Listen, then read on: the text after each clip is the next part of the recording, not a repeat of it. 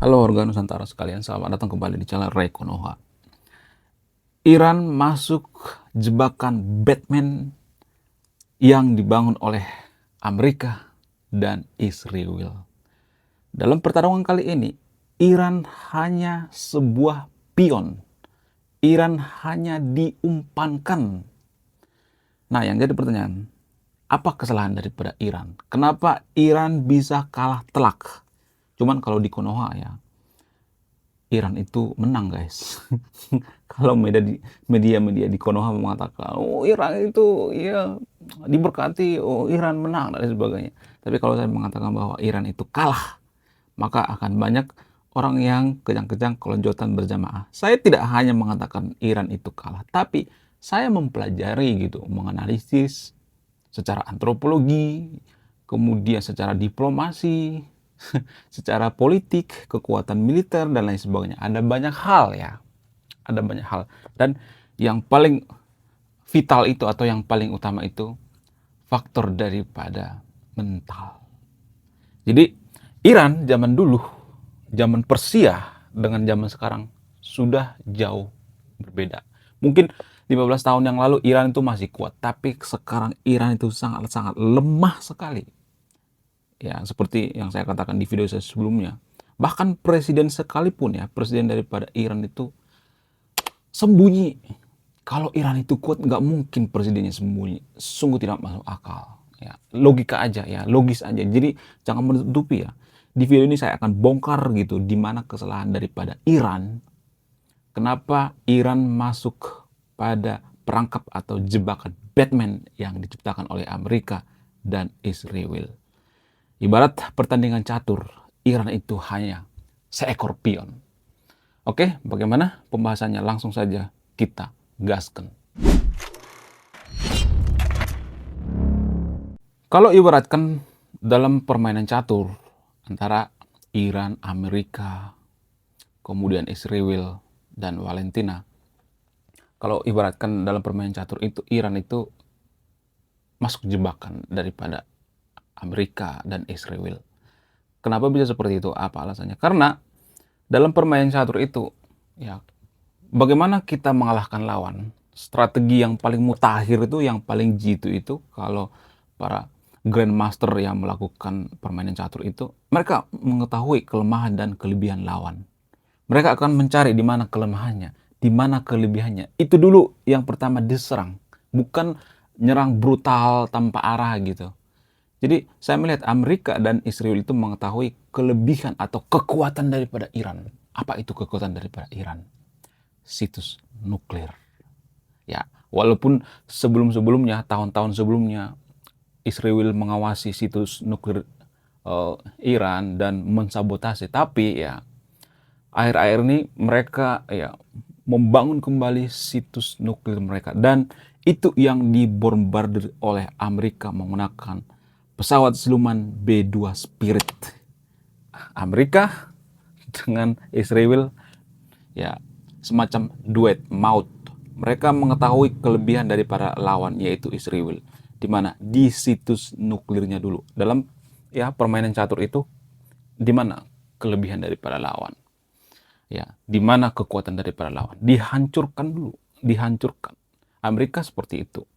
Ya, dihancurkan dulu kekuatan daripada Iran. Kekuatan daripada Iran itu hanya pada situs nuklir mereka. Namun ya, Iran menyerang Israel dan Amerika itu dengan cara membabi buta. Ibarat main catur, nggak ada tujuannya di mana gitu. Dia serang yang mana? Serangannya brutal gitu, tapi ke segala arah, nggak menentu. Dalam permainan catur nggak boleh seperti itu. Kita harus ada tujuannya. Oh, kita menyerang rajanya misalnya. Oh, kita menyerang perwiranya. Oh, kita menyerang dari sayap menteri misalnya, sayap raja misalnya. Harus fokus. Jangan kemana-mana gitu. Saya melihat serangan daripada Iran ini kemana-mana. Ya, ibarat memanah itu, Iran ini banyak mengeluarkan panah, tapi sedikit yang kena. Cuman kalau saya perhatikan ya, Israel itu ya, saya tidak berpihak pada Israel, nanti saya dikata-katain, oh kamu agen Mossad, oh kamu berpihak pada Israel. Enggak, saya nggak berpihak pada Israel. Saya berpihak pada kebenaran, kejujuran. Kalau Israel kalah, saya akan mengatakan Israel kalah. Kalau Amerika kalah, saya akan mengatakan Amerika kalah. Jadi saya tidak berpihak. Ya kebetulan saja pada posisi ini Amerika menang, ya Iran kalah, ya. Jadi saya tidak agen Amerika, bukan saya tidak agen Israel juga, ya. Jadi dalam pertandingan ini Iran itu tidak menentu serangannya, nggak tahu kemana gitu. Itu kelemahan daripada Iran, ya, dalam pertempuran kali ini. Kemudian yang saya perhatikan, ya, perbedaan antara Amerika dengan Israel kalau menginvasi sebuah negara, sebuah bangsa, biasanya mereka menggunakan gaya atau karakter yang berbeda. Kalau Amerika itu biasanya akan menggulingkan rejim. Misalnya nih di Iran, ya, rejim daripada Ayatollah akan digulingkan beberapa minggu ke depan, ya. Catat, ya. Save video ini. Akan digulingkan dan digantikan dengan rejim atau penguasa yang pro Amerika. Itulah alasannya kenapa akhir-akhir ini berita tentang Reza Pahlavi itu dibangkitkan kembali, ya. Banyak kan pemberitaan tentang Reza Pahlavi. Reza Pahlavi itu putra mahkota daripada Raja Reza Pahlavi terakhir yang diasingkan, yang pernah digulingkan oleh rejim Ayatollah. Jadi kenapa informasi ini belakangan ini muncul? Apakah ini secara kebetulan? Enggak. Ini sengaja, ya. Sengaja dimunculkan oleh apa? Oleh diplomasi, kemudian lobby sana, lobby sini, kemudian ini namanya semacam war diplomasi, ya. Sementara kalau saya perhatikan, ya, Iran itu ya, melakukan panic war diplomasi terhadap Rusia. Jadi ini semacam langkah panik daripada Iran, ya. Dalam permainan catur itu ada istilah langkah panik atau langkah blunder. Langkah blunder itu langkah yang kurang tepat, ya. Dalam permainan catur itu ada istilah langkah blunder. Iran melakukan langkah blunder, yaitu meminta bantuan kafir bernama Putin.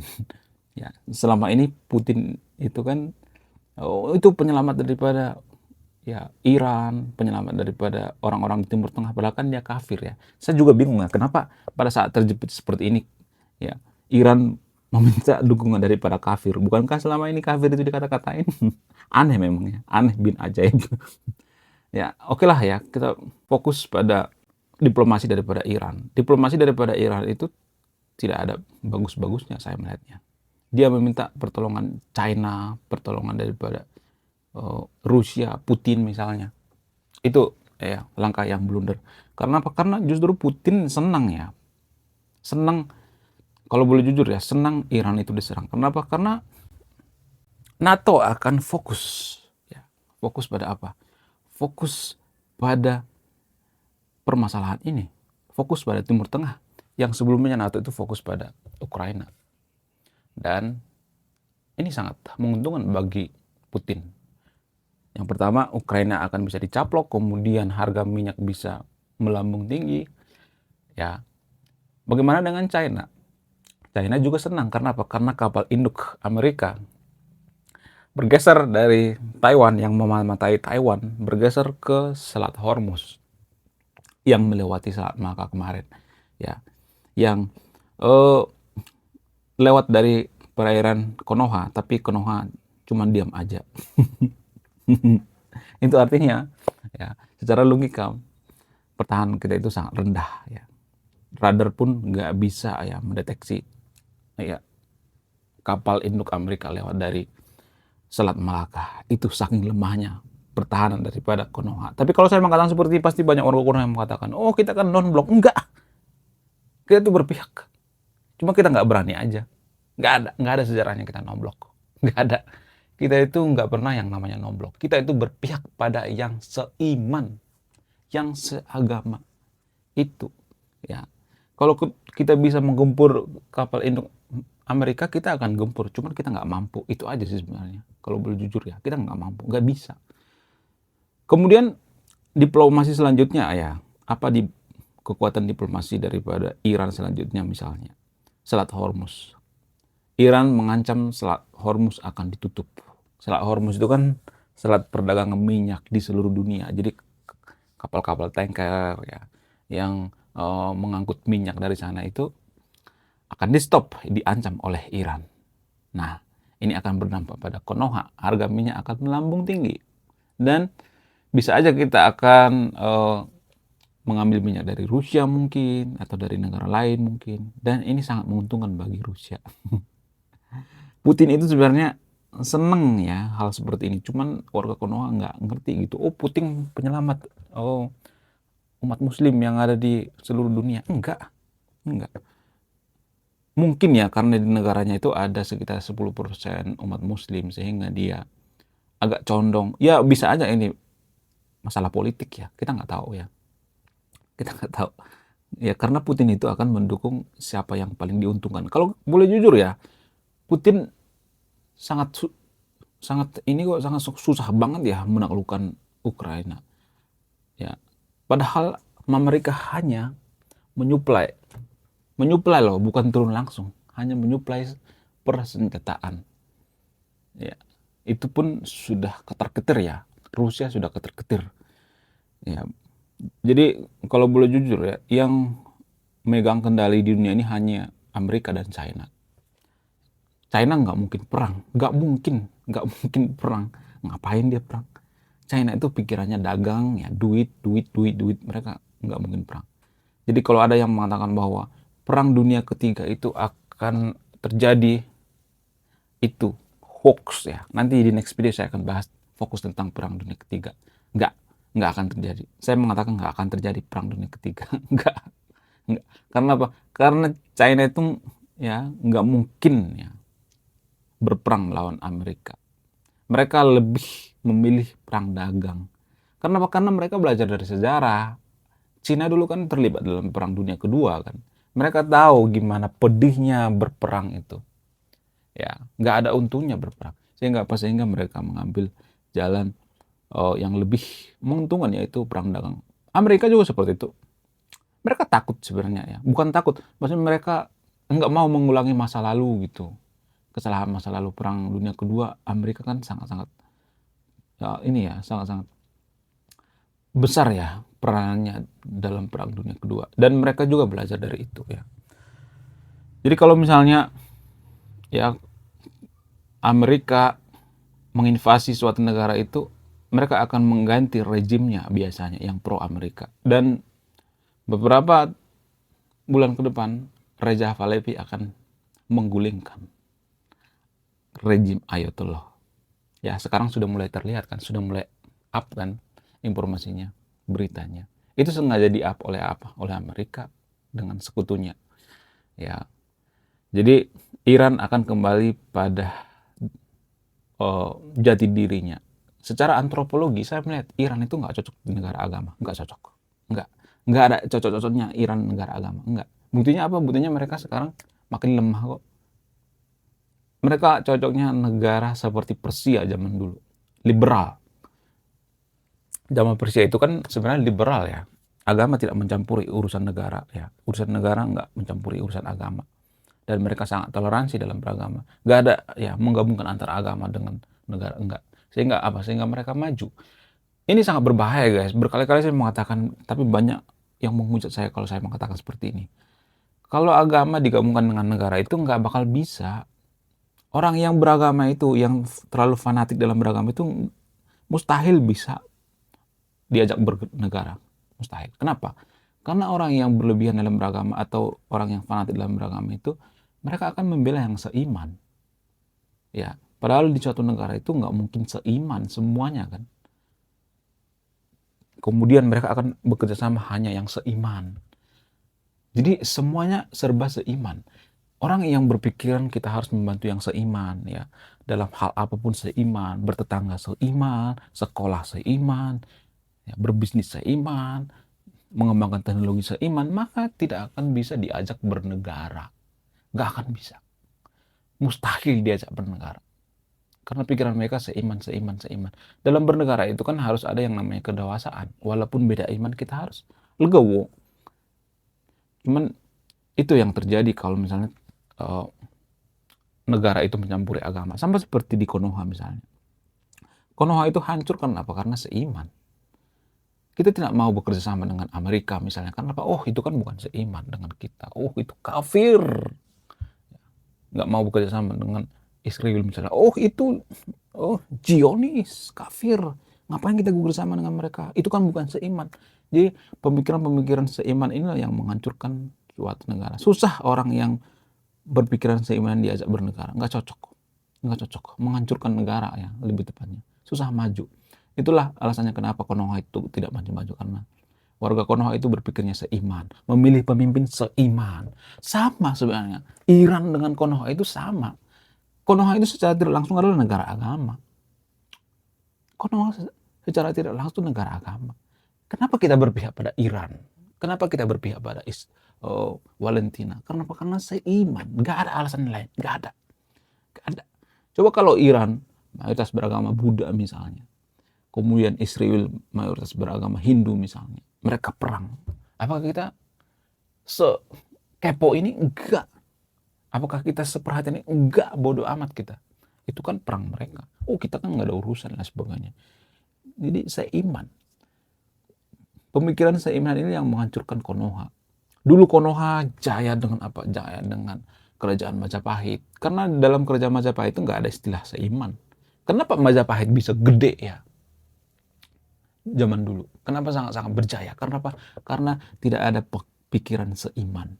Kenapa ya Majapahit, Sriwijaya juga sangat gede. Zaman dulu sangat berjaya menguasai ya perdagangan di Nusantara, menguasai maritim ya sampai ke Temasek, sampai ke Filipina, sampai ke Thailand, Kamboja dan lain sebagainya. Kenapa bisa seperti itu? Karena nggak ada pikiran yang seiman. Jadi pikiran yang seiman ini yang menghancurkan Konoha. Memilih pemimpin seiman, walaupun nggak bisa kerja, yang penting seiman. Memilih teman yang seiman, semuanya serba seiman. Iran juga seperti itu. Kenapa mereka hancur? Karena pikiran warganya seiman. Mereka nggak mau belajar ke Amerika, nggak mau bekerja sama. Oh, itu kan kafir. Oh, itu kafir. Padahal ya kalau misalnya mereka bekerja sama, ya mereka bisa aja membangun pesawat siluman B2 Spirit misalnya. Ya kan, Huno ya kan. Mereka bisa menandingi Amerika misalnya. Sama seperti China misalnya. China itu kan nggak ada kepikiran seiman. Sehingga mereka maju. Jadi yang menghancurkan Konoha itu sebenarnya seiman. Aduh. Saya tuh kadang berpikir ya. Ya, kadang semakin beragama kita itu semakin keblinger. Semakin jadi musuh negara. Musuh negara itu kan orang yang berpikiran seiman. Yang menghancurkan kebinekaan itu kan orang yang berpikir seiman. Ini pemikiran warga Konoha. Ya walaupun nggak dinampakin ya, di dunia nyata nggak dinampakin. Oh, kita nggak seperti itu kok. Oh, kita nggak seperti itu hanya oknum. Iya, saya tahu oknum, tapi jumlahnya 80% di Konoha itu berpikiran seperti itu. Seiman. Semua. Saya tidak memojokkan agama tertentu ya. Agama Kristen juga ada kok seperti itu yang berpikir seiman. Ada yang mengatakan, oh Israel itu nggak mungkin kalah. Oh Israel itu bangsa pilihan Tuhan. Saya nggak percaya itu. Saya nggak percaya. Mohon maaf ya bagi teman-teman Kristen. Nggak mungkin Tuhan pilih kasih. Masa Tuhan pilih kasih hanya pada bangsa tertentu? Kenapa ada prinsip yang mengatakan Israel itu bangsa pilihan Tuhan? Siapa yang menciptakan? Ya orang-orang Israel itu sendiri. Jadi secara antropologi istilah ini sama seperti egosentris. Di setiap bangsa itu ada istilah egosentris. Ya, egosentris ini semacam ya membanggakan kaum kita, kelompok kita. Untuk tujuannya apa? Sebenarnya tujuannya baik ya sebenarnya. Untuk apa?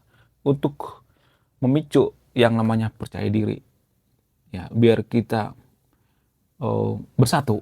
Ya, itu tujuannya.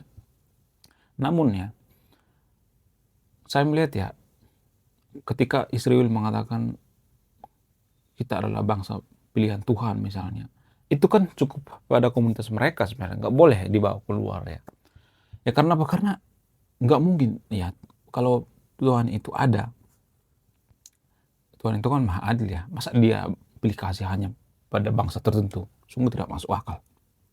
Saya tidak menerima ini. Dan banyak juga warga Konoha yang berpikiran seperti ini di Konoha ya, terutama umat Kristen ya. Jadi ya garis bawah ya, nggak semuanya, tapi ya rata berpikiran seperti itu. Ini pemikiran-pemikiran yang keliru ya, sangat-sangat keliru. Jadi jangan berpikir bahwa saya itu agen daripada Israel. Enggak, saya enggak, bukan agen daripada Israel. Nah, yang jadi pertanyaan, kenapa Israel itu sangat kuat bisa memata-matai situs nuklir Iran? Kenapa bisa sangat kuat? Kenapa? Karena mereka berpikirnya tidak seiman. Nah, kembali ke situ lagi guys. Ini ada hubungannya dengan agama. Berkali-kali saya mengatakan ini ada hubungannya dengan agama. Kenapa Iran hancur sekarang ini? Ada hubungannya dengan prinsip agama yang salah. Ya. Kekuatan diplomasi daripada Israel itu, mereka menggunakan dua jalur ya. Pertama, diplomasi dari kelompok sekuler, kemudian dari kelompok agamis juga ya. Di Amerika yang menguasai tentang teknologi, kemudian yang menguasai ekonomi dan sebagainya, itu kelompok sekuler ya biasanya. Kemudian parlemen, senatornya dikuasai oleh kelompok agamis juga ya, evangelis. Jadi diplomasi Israel ini sangat kuat ya, dari dua pihak ya, dari dua arah. Tapi yang menarik dari Israel ini, mereka tidak memilih hanya seiman enggak. Itu kelebihan daripada Israel. Mau siapapun itu mereka belajar bekerja sama ya. Agama Yahudi dengan agama Kristen itu sebenarnya nggak terlalu akrab ya sebenarnya, tapi Israel dengan Amerika itu akrab. Karena apa? Karena mereka nggak memikirkan yang namanya seiman. Sementara di Konoha ya, di Konoha itu ya cuman beda pengajian, kemudian ya beda aliran sedikit, gotok-gotokan gitu di Konoha. Kapan majunya coba? Jadi di Konoha itu udah berpikirnya seiman, mereka juga berpikir sealiran. Ya, aliran kita yang paling benar. Oh, itu salah. Oh, itu sesat. Oh, jangan yang masuk ke pengajian itu ya. Oh, itu sesat. Jadi pemikiran-pemikiran semacam ini yang bikin negara kita tidak maju. Ya, pada intinya tidak ada satupun negara agama di dunia ini yang maju, kecuali Israel. Itu pun Israel bukan negara agama, tapi negara demokrasi. Mereka religius, tapi mereka tidak ada prinsip seiman. Yang penting seiman. Nggak ada prinsip seperti itu. Oke, sekian video ini. Terima kasih sudah menyimak dan memahami. Saya Ray Konoha. Salam petarung.